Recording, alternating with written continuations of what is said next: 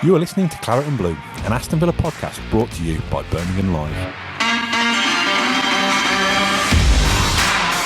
Hello and welcome back to the Claret and Blue podcast. Today we're going to talk about the things that we're missing the most and missing the least about Villa Park on a match day. James Rushton, how are you, my friend? Are you okay?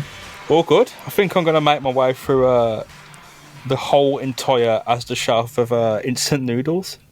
So I've tasted the world. Everyone knows there's no new football to talk about, so a lot of our content at the moment is very much here's the best of this and here's the worst of this and here's another list of things. So everything's a little bit random at the moment, but we appreciate everyone who's sticking with us. We're obviously trying things out and kind of experimenting as we go. I put a tweet out saying, what is it that we're all missing the most and least out of match day? So I'm curious because we're without football now for what is it, just under a month, is it? As much as we're doing this job, and I would kill for a new Aston Villa game to talk about and write about for you. What are the little things that you're missing the most and least? Have you had to think about this before we started recording, or are you just going to wing yourself through this episode? So it's just the routine and the ritual of going down, like having. You know, a kind of cup of tea at 12 o'clock and getting ready to meet my dad. And I haven't been able to go down since I started driving, which is something I was really looking forward to. I know, not like just getting my dad's old parking space and like taking him down, like returning that favour. Yeah, it's kind of the Chelsea game is going to be the first one. So honestly, I'm pretty gutted about not having to assume that new role in kind of the family match day thing, because I go with my two brothers. Yeah, I was going to say, what is your usual match day routine? Is it a family thing or is it a friends in the pub? Well, most match days, it'll just be I'll go to my dad's and we head down. If it's a big match, he's already been in the pub like 3 or 4 hours, so I've got to go and kind of like take him and then kind of get him to Villa Park without an Uber, because he'll get my Uber rating down. We'll park nearby, we'll walk over and watch the match. And sometimes I meet my friend Stevie in town and we'll walk from town to Villa Park, which is always like kind of an experience. It's just a fun, just kind of chatting about. You walk from town to Villa Park? How long does that take? It's like 25 minutes. It's that long. Okay, I'd have thought it would be more than that. I don't know why. It's like just all those little things. It's like now, and of course, like if I wasn't at football, I'd be with my girlfriend, but that is impossible right now. No. So I think you kind of get hit worse by the fact that you're not able to do much without football, because there is not much else to do. There is no element of free will in this situation. You're kind of limited. You're limited with what you can do, which is, I think it's a tough situation for some to take. But you know, we're here. I guess we have to deal with it now. I tweeted this morning that there were a couple of photos from Wembley, and the Villa's trip to Wembley was this month. It was still March. It was 30 days ago. I can't believe that. Like, I've looked at like the last 2 weeks of working from home, and last week in hindsight flew by. I thought, oh my god, like that was a week of work done. Like that went really quick. Today we're only on Tuesday, and I'm kind of like, oh my god, this week I can feel like it's going to drag on. Whereas then I think back to Wembley, and that was only 30 days ago. To me, that feels like 3 or 4 months ago. I can't be the only one that feels like that. It is taken for granted, because you think it really is.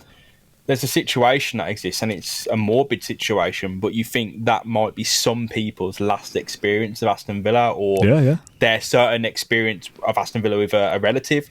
And I think about that, and you think, like, if it was you, the last Villa game you went to, was it Tottenham? The last home Villa match? Was it Spurs? I think so, yeah. Actually, no, I didn't go to Spurs. I didn't go to Spurs because I was ill. I had the flu that week. Yeah. I watched that on TV. That's the last Villa game you may be able to go to. In some situations, like genuinely forever, or some situations for a very long time. And I think when you think of that, the reality hits you of the situation, and you think you didn't appreciate that. What it really brings into perspective is how important every match at Villa Park is, because you really don't know if that will be the last one. Like, and going forward, if I am blessed to have the opportunity to watch Aston Villa lose again at Villa Park, I would like to think that I'm in a position not just to analyse the match in a different way, but to appreciate it. You know what I mean? Even appreciate the bad moments, which is annoying, because you know you don't want to look at losses, you don't want to think about Villa losing games, but it takes on a whole new meaning now. The last home game I went to, if I've worked it out right, is the semi-final against Leicester. That can't be right, surely. So you've got the last Premier League home game was the Watford last-minute winner on the Tuesday. Then you've got the following Tuesday was Villa versus Leicester at home. Then you've got February. So 1st of February was Bournemouth away. Then it was Tottenham at home where I was ill. Southampton away. then Wembley, and then Leicester away. So yeah, the last games I've been to were Wembley, and the League Cup games are the last games I've been to. Oh my God, that's so strange. But that's good, isn't it? Like, you think of your last Villa experience this season potentially, and you think of how good it is, like how genuinely good those experiences were. I think. They were. Yeah. Like, I'll always look back on fondness of that week of going to Watford away, going to Watford on the Tuesday, then the following Tuesday, and 2 last-minute winners in a row, then coming onto the podcast to talk about it and being like on cloud nine for a full week of great Villa things going on. I can't believe that's the last home game I've been to. That was the 28th of January. We're now on the 31st of March. That was 2 months ago. With the current situation that's going on, you look back on the little kind of moments that have passed over the last, I don't know, months, weeks, years of football, and you I think we've talked about this before, you get frustrated over referee decisions and team lineups and comments in the press and whatever else it is, and it annoys you at the time, whereas you look back on these things now and just think I wonder whether when things resume back to normal, whenever that is, whether people will have changed and whether people will appreciate the little things more, or whether it'll be, we'll give it a couple of weeks going, oh my God, yes, we're back at Villa Park, we're back going to the pubs, and then it'll all return to back how it was, and we will moan about the little things. I wonder how society will have potentially changed when things return back to normal, if things do. I suppose, again, because it's such a difficult situation, returning back to normal might not be the normal that we're used to. It might be a new version of normal, if that makes sense, that things could be forever different now. To bring it back to the original topic, because I feel like we have utterly not speaking about it. I know, yeah. It's a cop-out answer as to say that I miss everything, but I saw a tweet that's just said that I miss everything about Villa. Like you said, the kind of routine of getting up or waking up on a match day and thinking, oh yes, today might be the day that we go out and win a game. Like that feeling of knowing that the day ahead is going to be all about Aston Villa, that you're going to leave the house at a set time, you're going to drive down, you're going to park in the same place, you're going to get a burger from the same place, you're going to go in with your family, you're going to speak to people on the phone about the game afterwards, you're going to do a podcast the next day about the game. Like, the whole routine of Aston Villa is what I miss. It's a very easy answer to sit here and say, oh yeah, I miss everything, rather than finding a specific answer, but that's what it feels like. It's not about so much the football that I'm missing, because even though we're rubbish anyway, there's somebody said a tweet that I'm missing watching some of the players play. I'm missing watching John McGinn, I'm missing watching Grealish, Mings, these people. I've not really thought about it like that. It's almost the things around the match that I've missed the most, the kind of general routine of it all, and looking ahead and thinking, right, well, Saturday I'm going to be doing this, we play so-and-so next Tuesday, and kind of having to plan your life around football. Don't have that anymore, and that's weird now. There's a part of my routine that's disappeared. Years down the line, I'm going to be at a stage where it's hopefully my dad and my brothers, if I have a child, it's them, and my girlfriend in the future, and we all go, and it's like a family experience, and that is football. It's like, football isn't actually football. It's like just that ritual. It's a social activity, isn't it? Because as much as we're both sat here saying it's a family thing, for some people it will be go and meet your mates and have a drink and get drunk at the pub kind of thing. That's not what it is for me personally, because I've been brought up going with my dad and my granddad, and for us, we go as a family. So it's different for everybody. But because we've, Aston Villa play 90 minutes of football every other week at Villa Park, we've all got our own little routines around that, and that's what we're all missing the most. I think it's less about the football and the football club specifically. Obviously, we're all missing Aston Villa, but it's the things that we do on a match day that I think we're all missing the most. We go through that ritual, and it happens everywhere. It happens at, over the city, at the other place, and it happens up at Ellen Road. It happens at Anfield. It happens everywhere, non-league. And I think we are all so keyed in on seeming like each club is different, when at the heart of it, the name didn't matter, the badge didn't matter, the colours didn't matter. It's happened there, and you and your family and your friends have attached yourselves to it in such a unique way. Is there anything that you don't miss about there being no football at the moment? I think the most common answer was that they don't miss losing every week. The way a loss makes you feel, it's like a death of an opportunity. It's like you feel so bad, not because you've lost, but because there is no longer an opportunity to kind of draw or get a point or 3 points. That opportunity is like dead and buried. It's just, I feel that the despair, when the sinking feeling, when there's a packed out away crowd and they have been singing all game, and they score a last minute winner, and that section explodes, I don't miss that feeling. I mean, they will miss that feeling.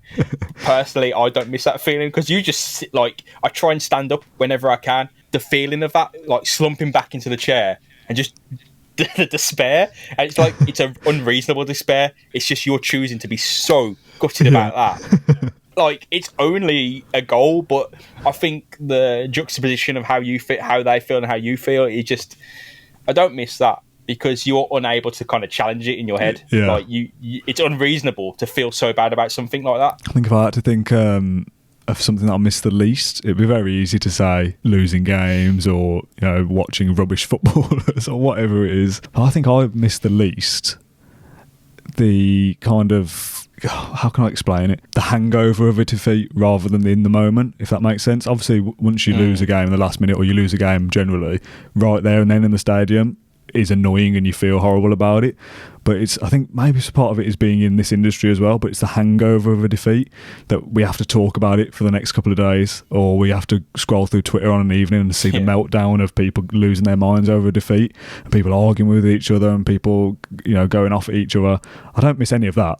I don't miss that tension of a defeat that we have to live with it for 3 or 4 days before you can play another game. I don't miss that at all because I don't need that in my life, especially now when you kind of look back on it with the situation that we're in now. All of that is so unnecessary that you lose a game and we have to kind of feel sad about it and argue with other fans for 2 or 3 days before we all get it out of our system. Why do we do that? When football resumes, if we lose a game, can we all just go, oh yeah, that was annoying, but I'm not going to let it ruin the rest of my day, or I'm not going to let it ruin the rest of my weekend because there's no point. Like, it's football, like it doesn't really matter. I like to think that maybe there'll be a change in attitude in people when things return to how things used to be, that we will take things for granted more, but that we won't be so kind of negative or nasty to each other or to players or to managers, that, you know, the vitriol that comes with the anger and negativity in a stadium towards a player or towards a manager, like, is that really necessary anymore? We all realise that there's a lot more things important to worry about now, that maybe it's a reality check for people that we won't kind of lose our heads so much when Villa lose a game. That's what I don't miss. It's not just an event that happens in a microsecond or over a day. It's like, if Villa win, people are going on it for days. If Villa lose, people are going on about it for weeks. And there's a lot of personal vitriol that comes out with that. Like, you are suddenly judging the character of the man who is your head coach or your manager, and that goes for every club. And you're suddenly judging the character of the players. Like, it almost makes you feel bad about the podcast we did naming Villa's worst player. And I mean, it is a bit of fun. Like, genuinely, it's fun. I don't feel bad. But I'd like to think that Julian Lescott doesn't go to sleep thinking, like, with all that's happening, with him going to sleep thinking, Dan Rollinson said he hates me, like and stuff like that. You won't have seen it, mate. Don't worry about it. I'm glad you said it, though, because not that you hate Julian Lescott. I'm glad that you brought up what you've just brought up, because I remember the atmosphere at kind of the last Villa game before they went down against Newcastle, and like how joyous it was just to appreciate kind of the bang averageness or the atrocity unfolding before you, and how impotent Villa were.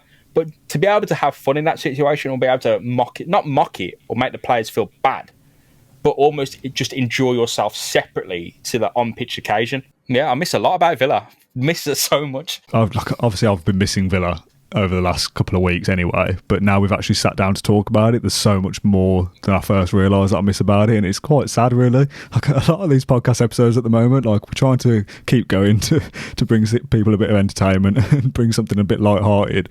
The last episode we sat talking about the players that we hate the most, and today we've talked about, oh yeah, we really miss Villa, and now I'm all down about it. Like, we need to think of a topic that is positive and upbeat and happy for the next episode, I think, so we can have a bit of a laugh and a smile on the podcast. I've enjoyed myself, but now I'm sitting thinking about it, I'm thinking, oh yeah, I really do miss that club now, and it's difficult, it's weird, but we're all in it together, aren't we? So I imagine the people listening or watching can relate to the things that we've missed the most and missed the least about Villa. And I hope that this is just not a negative experience, and I feel like there's a lot of positives to take. There is a whole lot of positives to take, and that's just mainly appreciating the football experience and the absolute carnival it is, the absolute carnival of the rubbish that comes out the airwaves, all sorts. I think there's a lot to that we kind of miss, because now you're looking at it, you're reading when is football back, you're reading, or you're hearing all sorts coming in and out your ears. You do miss the actual occasion it's all about, And I feel like maybe we shouldn't rush to bring it back, but if we do bring it back, there is a big reason why it can be in a better place for us all. Yeah, I think the kind of main takeaway is that we're all missing the same things, and that maybe, when things do come back to normal, whenever that is, that we will kind of slow down in life a little bit to stop and appreciate things a little bit more. Probably won't change, and we probably still will moan about the same things, but maybe we'll stop and think, is this really that important? Before we write a tweet, before we jump on a podcast and moan about a VAR decision, maybe we'll just think, oh, you know what, it isn't worth it. Let's look at the positives instead of looking at the negatives instead. So when we set foot back inside Villa Park for the first time, after all this is over, I think we'll all stop and look around and appreciate it more so than ever before. So that's the main takeaway, I think, that let's just look forward to getting back and appreciate it more so than ever. I think one last thing I'm missing, Dan, it's such a simple thing, but like just the brickwork almost. It's like the design, the stadium, and how it looks like it's just been there forever, like since before time began. And almost when you're standing in your seat or sitting in your seat, standing by your seat, not standing on the seat, unless you're like a child and you need to stand on the seat. Like the way the sun kind of hits the stadium and it just carves up the pitch, and it looks like it's loads of little separate pitches, and everyone's playing in their own little bit. Because I feel like that is just Saturday afternoon kind of summed up. The sun is hanging in the sky, it's starting to set, but there's so much going on right there. I've obviously had a lot of tweets sent to me about this, and a few of them have been on screen during the episode. But if you're watching this for the first time on YouTube or on the podcast feed or whatever, get back in touch with us. Send us some more messages. I like to see what else people are missing about Villa Park and what they're missing the least, because some of the answers for what people are missing the least are quite funny. Just get down involved in the comment sections. I'm trying to make this, and we're all trying. All of us here are all trying to make it a bit more of a community. So we're all trying to reply to people a little bit more. So if you do leave a comment, I'll try my best to get back to you at some point, and we'll try and have a little chat about Villa, kind of one-to-one, and also as a little community as well. So get involved with us. We'll be back with some more stuff over the coming days. I've got to shoot off now because I've got some extra work I need to do, and there's a meeting at 2, so I really need to go. So thank you for tuning in. It's literally right now, I'm going to get a notification any second. So thank you very much for tuning in. We'll be back soon with some more stuff. Thank you very much. Bye-bye. See you later. Thank you for listening to Claret and Blue, an Aston Villa podcast. If you enjoyed today's episode, then please let us know. We love hearing your feedback. We'll be back soon with another episode. Until then, up the Villa.